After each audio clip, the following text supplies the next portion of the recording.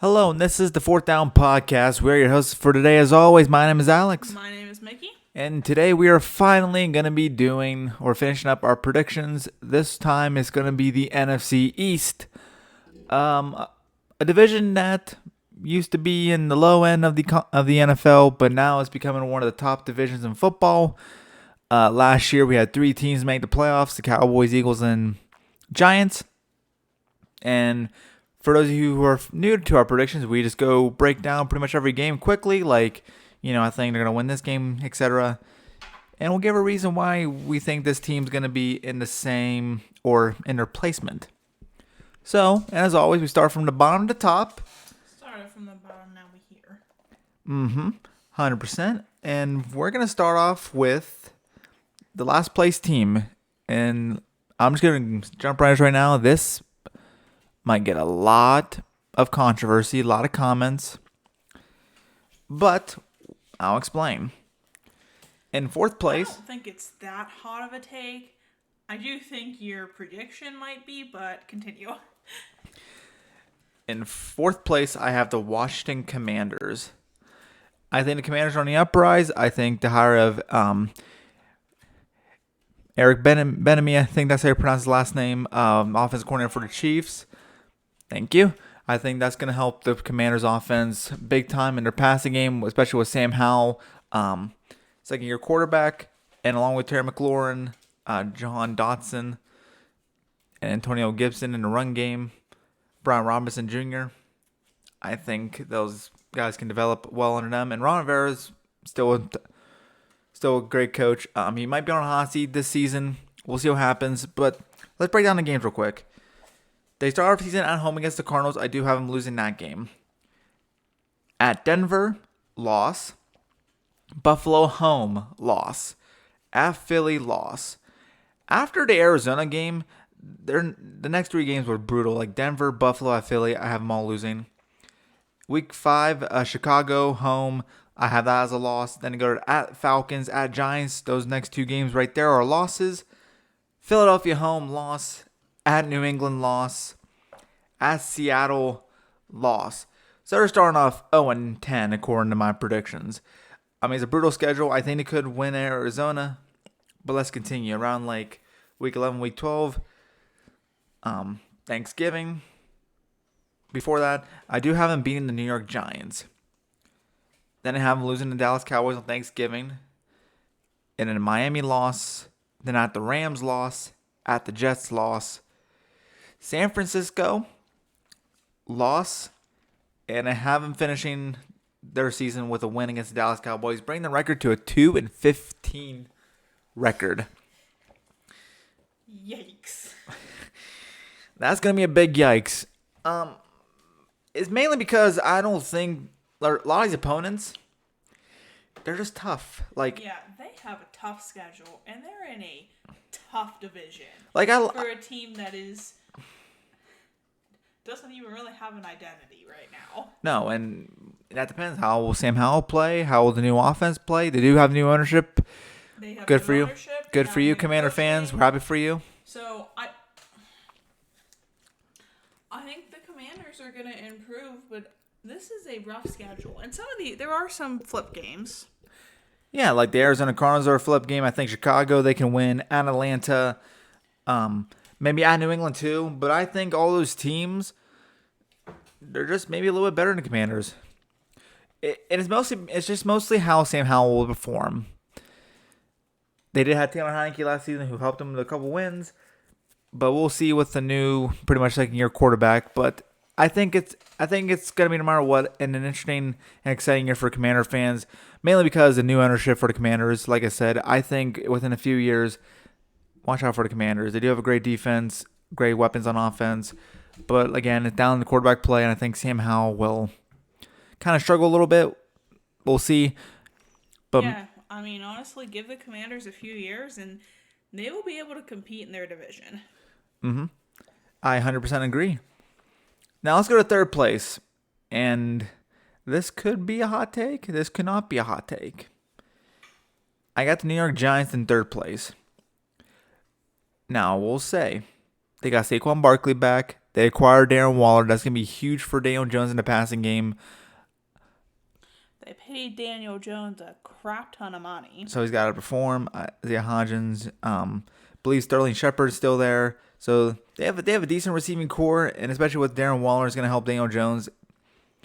But looking at our schedule, I do have them beating the Cowboys week 1, beating the Cardinals week 2, and then I'm losing 4 straight. But if you listen to the schedule, here's why. At the Niners, loss. Seattle, loss. At Miami, loss. At Buffalo, Brian Daboll's old team, loss. So they're 2-4. And then you go to Commanders. I think you win that game at home. Then you pretty much play at home against the Jets, loss. At the Raiders, win. At the Cowboys, loss. At the Commanders, loss. Then have them beat New England, which bring their record right now to about a 5-6 record, which, they can still contend for the playoffs. But then you play Green Bay, at New Orleans, at Philly. I think Green Bay beats you.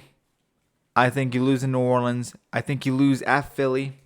You do beat the Rams. And I think you lose. Correction. I think you beat Philly. So, I have New York Giants. Actually, I think I made a mistake on my graphic. 7-10. No, you're right. They play Philly twice. Oh, no. Yeah, you did. Yeah, correction. Sorry. Because you have them splitting with them. I did some scribbling. I did everything. So it's 7-10 officially. And I'll correct that on the next graphic. Anyway, continue. But yeah, so they're 7-10. I think a flip games right now could be, Green Bay could be a flip game. I do think Seattle could be a flip game too. Low key, I think the Niners, because they do struggle early on in the season. So this could be like a 10-7 win team. It just depends on Daniel Jones' performance. I don't think 7-10 is a bad record given the competition they have. But they got to take advantage of like some of the easy games like Arizona, Washington. Some might say the Rams are an easy game. Same with New England. But again, I think 7-10 ain't bad. So, yeah, we'll go with there. Anyways, we're on to second place. Now for your other hot take. The Philadelphia Eagles are my second place team. I think they're a phenomenal team. I think they're easily one of the favorites to win the NFC. But, they gained Jalen Carter. They lost Jonathan Hargrave, which is a big lot, but they did get Jalen Carter, and they also signed a couple guys like Zach Cunningham and Miles Jack. Jalen Hurts has proven to be a franchise quarterback, proven to lead his team to the Super Bowl, be a Super Bowl quarterback. But I just think they're a team better. But let's look at their schedule real quick. Who knows? Second place can be really good too. Patriots on the road, I think that's going to be a win. Vikings, win at home. At Tampa, win. Commanders, win. At the Rams, win. Their first loss is going to come against the New York Jets on the road. I'm a big believer in the Jets. Dolphins, home, I think there's always upsets. I think the Dolphins beat the Eagles, giving a record 5-2. But then, at Commanders, win. Cowboys, win. At Chiefs, win. Buffalo, win. San Francisco, win. And keep in mind, too, those 4 games could make or break a schedule. I think Philadelphia has the talent to do that. So I have them beating Cowboys, Chiefs, Bills, Niners, all wins. Anyway, let's continue. At the Cowboys, Week 14, loss. At Seattle, win. Giants, win. Cardinals, win. And I do believe the New York Giants is going to beat the Eagles. Pretty much, I think, could be a rest your players kind of deal. But on the road against New York, I think the Giants can one-up you or beat you. So, that brings the Eagles to a 13-4 record. Now, the flip games, obviously, there's always flip game. Miami, watch out, Kansas City could be a flip. You could lose there. Buffalo. I think the Eagles make or break it for the division title comes down to those 4 games right here in the middle. Dallas, KC, Buffalo, Niners, either elite defenses or led by really amazing offenses that score 30 points a game. Dak in the Cowboys defense, Mahomes in the offense, Josh Allen in the Bills, and that amazing defense by the Niners. So I think 13-4 is a great record. I think that's a reasonable record for them. I don't think they're going to win any more than 14 games. It's just really hard to win those type of deals, especially with a schedule like that. But if Jalen Hurts can keep developing, and keep on performing, which I think he's going to, and those young guys on the defensive side now Jordan Hargrave's gone, can help, Philadelphia could be back in the Super Bowl, especially in a weak NFC. Now, a correction too, by the way, the Giants were 6-11. I double checked that, so we're good. 6-11 officially. But anyways, number 1, and this is gonna be a hot take. I have the Dallas Cowboys winning the NFC East. I'm a big believer in Dallas. I think they're talented I think they got the quarterback. I think they got the coach. I think they got the defense. The offense is studded. Tony Pollard, CeeDee Lamb. Losing Dalton Schultz was huge, but I still think they'll rebound. I think they're one of the most complete rosters. And we saw in the playoffs, they went toe-to-toe with the Niners. And if it weren't for Dak's interception, I think they would have won that game. But that's what it's going to come down to, Dak Prescott's interceptions. Now, let's look at the schedule. Because that's the most important thing right now. That's pretty much the topic of the video.